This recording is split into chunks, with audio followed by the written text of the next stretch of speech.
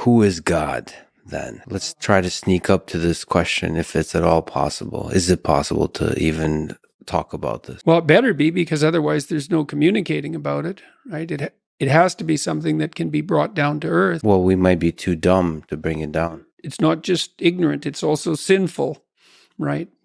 So, because there's not knowing, and then there's wanting to know or refusing to know. Yeah. And so you might say, well, could you extract God from a description of the objective world, right? Is God just the ultimate unity of the natural reality? And I would say, well, in a sense, there's some truth in that, but not exactly, because God, in the highest sense, is the spirit that you must emulate in order to thrive. How's that for a biological definition? Spirit is a pattern. The spirit that you must emulate in order to thrive. So it's a kind of, in one sense, when we say the human spirit, it's that. It's an animating principle. Yeah. It's a pattern. Okay. And you might say, well, what's the pattern? Okay, well, I can tell you that to some degree. Imagine that, like you're gripped by beauty, you're gripped by admiration. So, and you can just notice this. This isn't propositional. You have to notice it. It's like, oh, turns out I admire that person. So what does that mean? Well, it means I would like to be like him or her.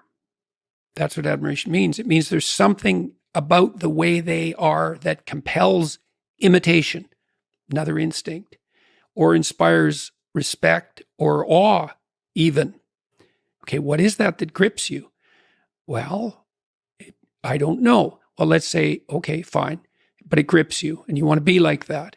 Kids hero worship, for example, and so do adults for that matter, unless they become entirely cynical. I worship quite a few heroes. Yeah, well, there you go. Proudly. Yes, well, there you go.